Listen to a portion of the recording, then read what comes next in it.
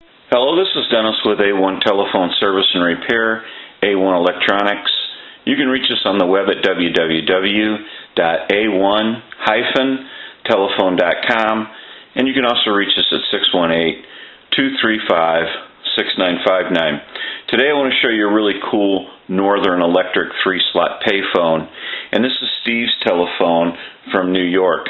And so this telephone has some issues. I've talked it over with Steve, and this is the initial checkout, and we've got some things that we need to do to this telephone. He wants a modular port in the back of the telephone so that he can simply plug any line cord, any length into it that he chooses. And he also wants a bell, and he has his plate for the vault area. He's not going to use the vault area, but I'm sure he'd like to have the coins drop through and all that. So he wants a bell, a modular port, and he wants the telephone wired so that he can use it. And so we're basically going to have to do away with the solenoid so that we can put our bell in this area like we always do. We need to rewire the telephone the way we want it wired so it'll work the way we want it to. We're going to have to go through the rotary. I'm going to spin the rotary, but you're going to see that it sticks. And it doesn't like to return.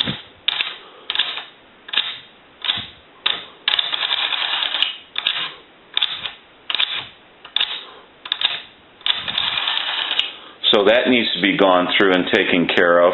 He's got some pretty cool informational signs. The one on top, I'll get a still picture of that.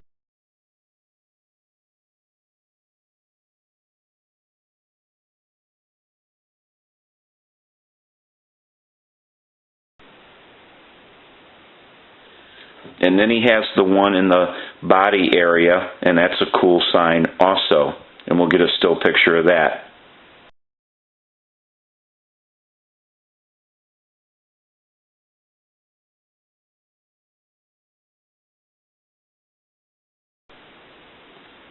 This telephone is an N233H Northern Electric, and these are really cool payphones.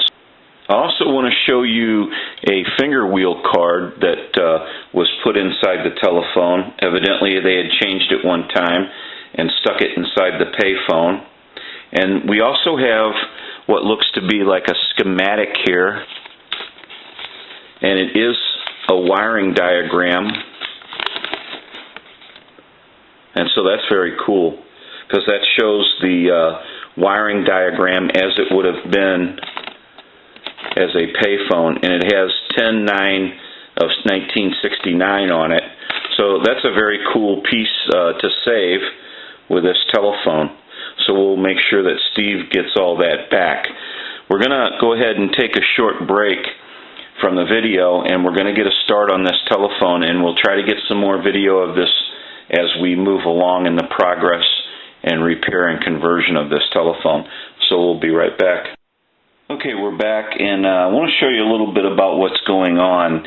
This is a 6C dial, and basically on these 6C dials, most of them have a plastic gear that hits the points and runs on the other gears that hits the points and opens and closes the points. And they're plastic gears. And basically what they do is they'll crack. And so when we were showing earlier dialing the telephone and it was getting caught up, basically there's a crack in this gear, in the plastic gear, nylon gear I should say. And every time I come around to that crack, it's giving me tension, and I'm going to try to catch the crack where it will not return. And if I give the dial a little tap, it'll return. So I'm going to catch it again, and now it's, sometimes it'll go, but most of the time it'll get locked up.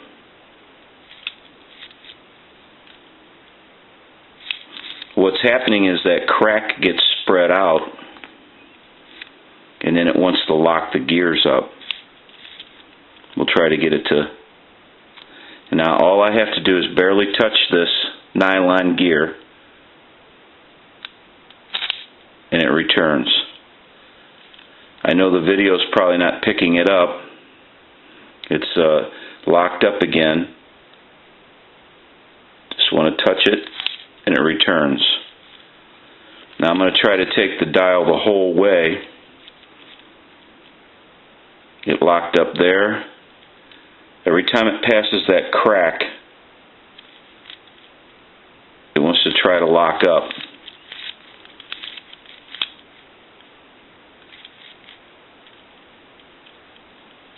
See if I can't get this to...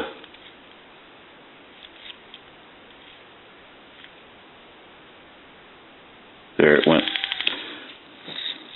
You can't always count on it locking up, but it will. That's why the gear has to be replaced. Now it's locked up. Barely touch the nylon gear, and it returns. We'll do that one more time.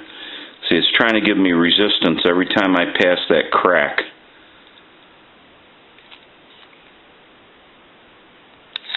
Give it a little push, and it returns. Our new gear is going to be metal, so we're going to replace that. Bad thing about replacing this gear that we're talking about is the whole dial, everything has to come out. And I'm going to take and start taking the points out on our dial.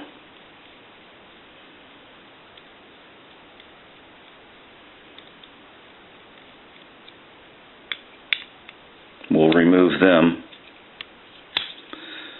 because literally everything has to come out.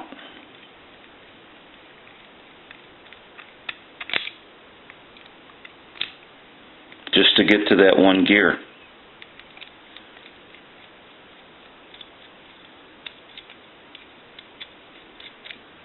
There's our points.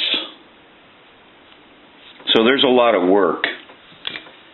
Even the main gear has to come out because I'm not sure if the video is picking this up, but that nylon gear there, or the gear that we're interested in changing, rides underneath this main gear. So everything has to come out. And we're going to go ahead and take a short break, and we'll be right back as soon as I get this all taken apart and get the gear replaced. And then we'll show you the cracked nylon gear. We'll be right back. Okay, we'll try to show a little more of this. And earlier I was showing that everything has to come out of this dial just to get this nylon gear that we're interested in changing. Everything has to come out because the nylon gear rides on the main gear. Okay, and so now what I need to do is I need to take this nut. I've already loosened it. We need to remove this. This is getting to a critical point now because we don't want to, we only want to take this apart so far, or we're going to have like a big mess, and we'll have to, it'll be a lot more work. So I want to hold this, but yet I also want to get this gear up. So I'm going to have to go slow here. That took the gear up, and that took it up enough to remove everything here. And so now we're have a braking clutch here, and then we have our gear that we're interested in. And the problem with this gear that we're interested in is it may look like a simple deal, like it might pull out, but it's not. All these pieces come off one at a time. This part is cracked also. I'm going to show you that. This whole gear, all the nylon has got a crack that runs all the way up. Funny thing about that is they're not all one piece. There's different pieces, but the whole nylon gear gave out at the same time, and all the pieces did. So we're going to kind of set that to the side. And then we have a washer that's got to come off.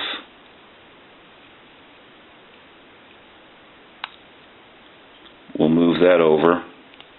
Now this linkage has to come off, and there is usually another little spring in here, but evidently they didn't put that in. Now this is pressed on, so this piece that holds this gear into this bracket has to be taken off, and the only way they're pressed on, so the only way to take them off is kind of press them off and work them off, because you can't bend anything. If you bend it, it'll all be out of whack and you'll just be replacing more parts. So now I want to be gentle with it,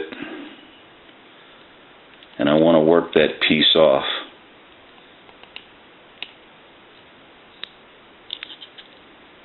And it's not as easy as just taking it off. There's a lot of work to it. So we kind of got to do it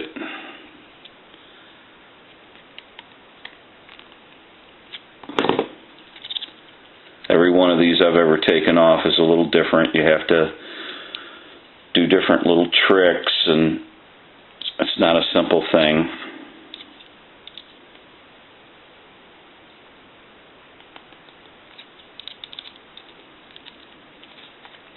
And this one does not seem like it really wants to come off very well.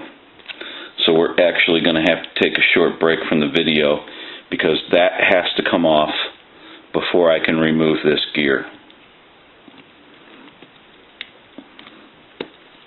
Okay, now that that's tightened up, we have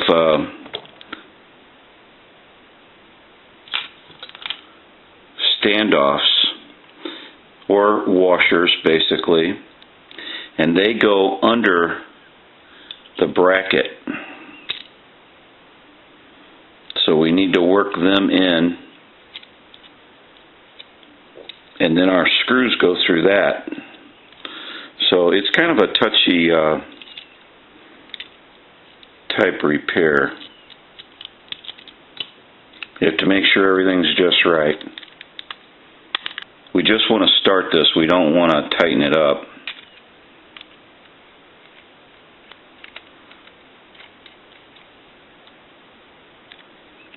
Because we have two more to go.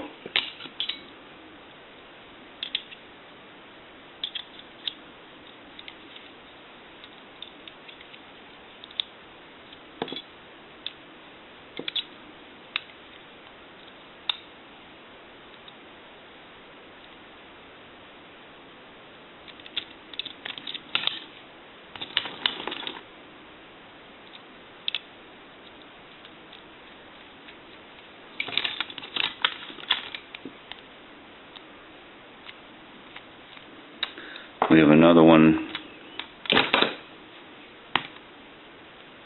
in the back here.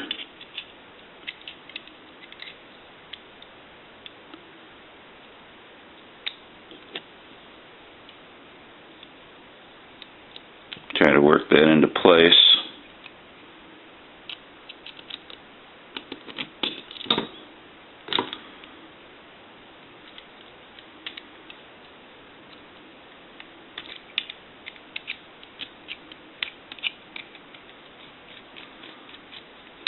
Now, I wouldn't tighten these all at one time.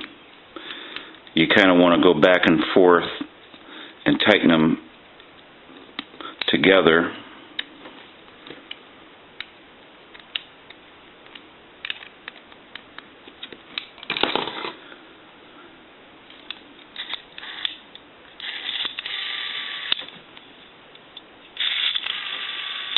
It sounds and feels like a normal dial now.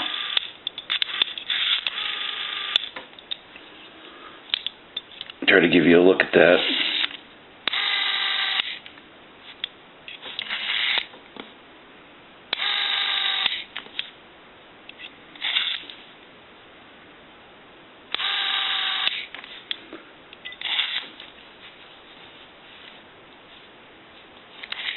try to turn it here to where our problem was, and then I'll release the dial. That's how it's supposed to work.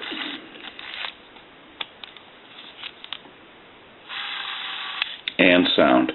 So we're well into the repair of this unit. We can get our points back into place. But before we do that, we have to put our little pieces back on that hit the points. So these are our linkages for our points to open and close them. And so that takes a lot of fine tuning. I'm going to go ahead and take a short break. We'll get them back into place, and we'll do a check on the dial. So we'll be right back. Okay, we're back now, and we are finished up adjusting everything and cleaning and making sure that our dial is in working condition. I want to go ahead and spin that for you a few times. Other than a bunch of wiring going on here that we have clipped on right now, the dial is acting like it's supposed to. If you watch the analyzer, I'm going to dial our numbers.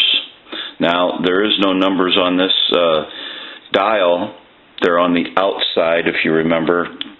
And so we're going to walk through our numbers.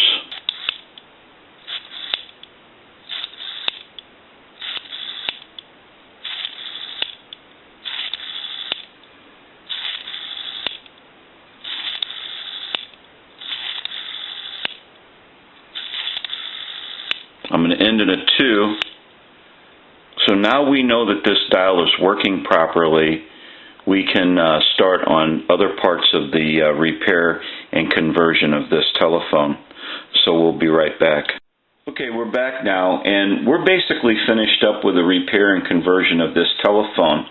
But I have one last issue I want to take care of, and we've done a few of these now. And so basically what's going on is, if you look at this component here, it's a T1, and it's the transmitter, older style transmitter. A lot of telephones have these T1s in them, and so basically what they have inside of them is carbon granules. And so if you apply power to this T1, the granules bounce around on a diaphragm, and that's how you get your sound. So these T1s, the bad thing about them is, once they get some use on them and they get a little age on them, they become noisy, and you can hear that static sensation in the receiver when you're talking. And some phones are a little more amplified than others, or a little more touchy, and they pick up the audio better. And the louder your telephone is, the more you can hear these T1s making noise. And so you find yourself, kind of hitting the telephone on things or in your hand, trying to get these granules to set up and act right and be quiet. But a lot of times, there's not much you can do. You just got to change the T1. And the problem with that is these T1s are getting hard to find. And, you'd almost have to have new old stock or whatever to basically get yourself a nice sounding T1. So I've always said that if I could get some time, and a little while back I came up with a circuit design that's a usable circuit design that we replaced the T1 with. And so I have some electronic components here, and I'm building these in the shop now, and they have a microphone, and that's our transmitter. The quality from this transmitter here is by far way better than anything you'll get out of a T1.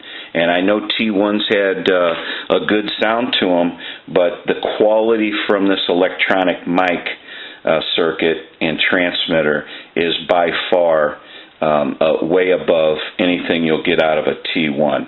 So now this is not a finished situation here, I still have to stabilize this up and hot glue it, but we've done a few of these, and what we do is we stick them in the handset just like you stick your T1 in. So it'll probably be on a piece of cardboard, and it'll be hot glued to that, and it'll stick in there. And we've done a few, and they turn out real nice. I want to show you on this telephone. Now it may act up, it may not. I'm going to try to let you hear the static sensation that we're getting. This is the original transmitter in the handset here, and so basically if you listen, I'm going to try to get it to have static.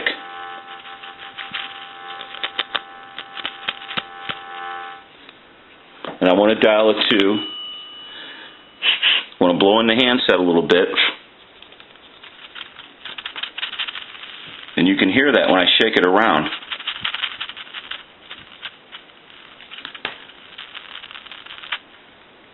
Then it just sits there and crackles.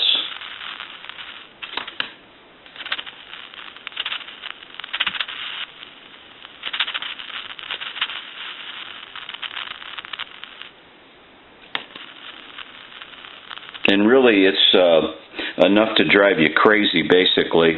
So what I want to do now, I'm not sure that picked it up on the video, but I can certainly hear it. And there's our T1. Now what we want to do is I want to go ahead and I just want to clamp these on.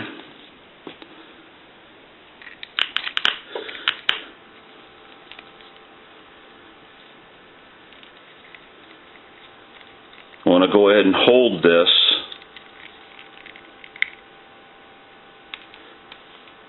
Because it's going to be installed just like a T1 would sit in the handset.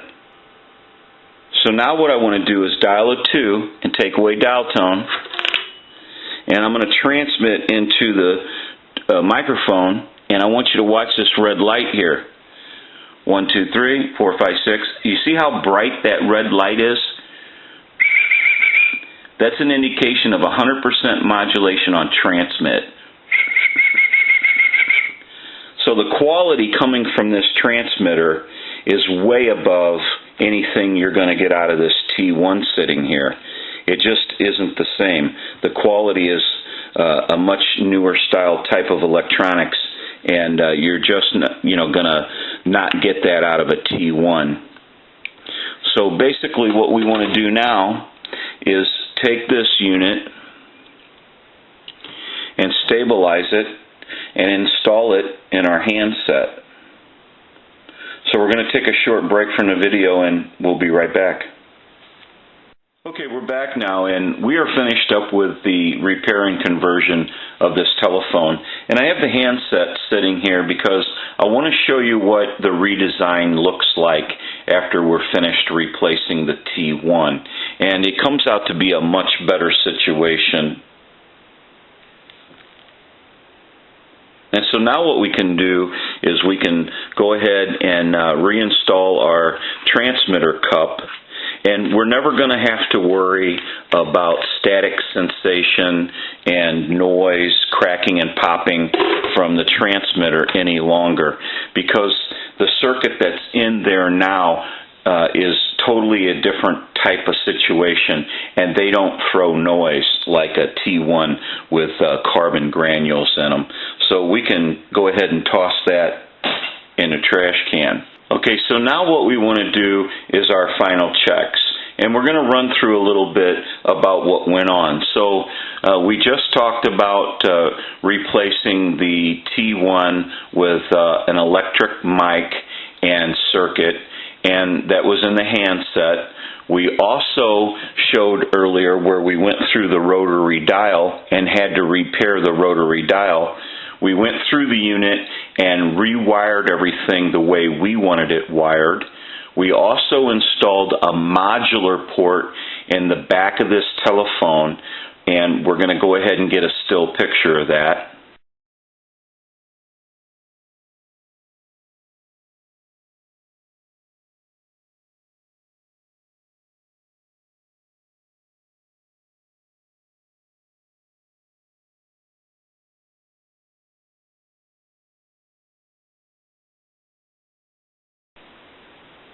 And so now that makes for a clean, easy connection, and Steve can plug any line cord, any length, color into this telephone that he chooses, and it's a simple plug and play, and it's just a cleaner connection.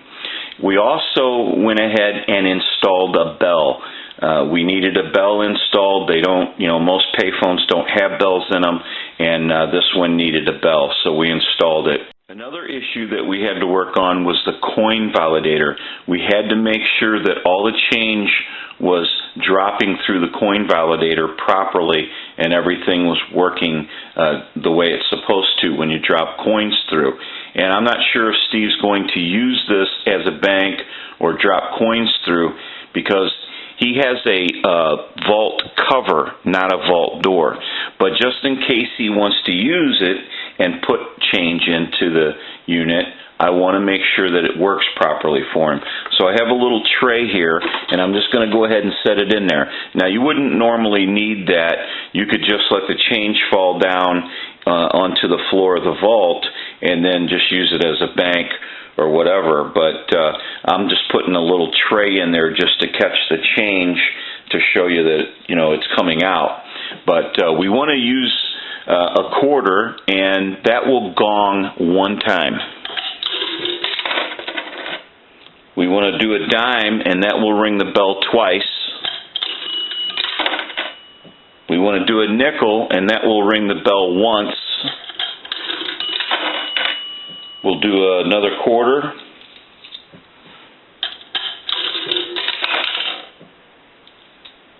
We'll do a dime. We'll do a nickel. One more quarter.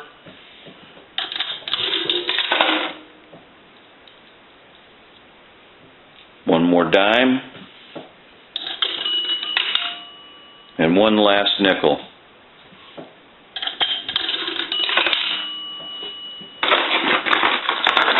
And our change is in here.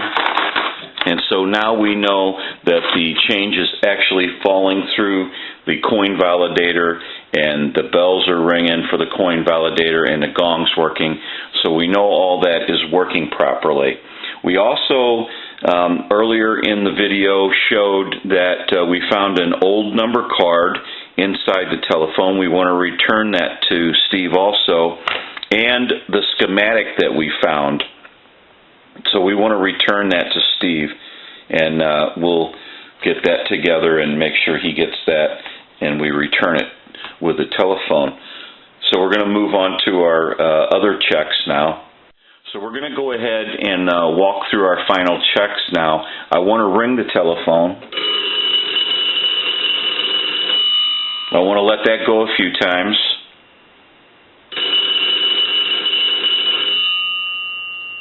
I'll let it go one more time. I'll give you some dial tone.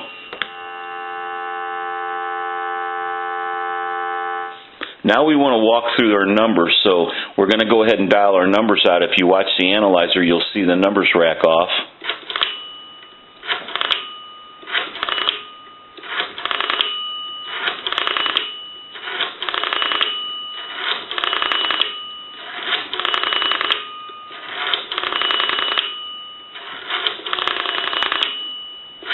I'm going to end in a 2. Now I want to transmit into the handset. So if you watch the red light on the analyzer, every time I transmit, that's an indication when you see that red light of 100% modulation on transmit. 1, 2, 3, 4, 5, 6, hello, hello. So we know that this telephone is ringing, that it has receive, transmit, and that it's dialing out. Now what we can do is move the telephone over to a regular line, and we'll call a time and temp. I have a switch box here, and if I push this button, that takes the analyzer totally out of the situation and gives us a line out. So I'll give you some dial tone, and we want to call it time and temp number.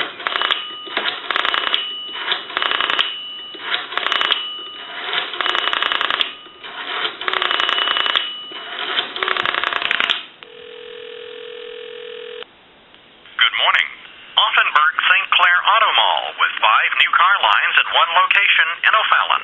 Offenburg.com. Today is Friday, May 24th. The time is 1:21. Current temperature 61 degrees. Now the Belleville area weather forecast. Clear and colder tonight, lows in the mid-40s. Sunny on Friday, a high around 70. Okay, we can call one other number. We'll call my number, and it'll be busy. Give you some dial tone.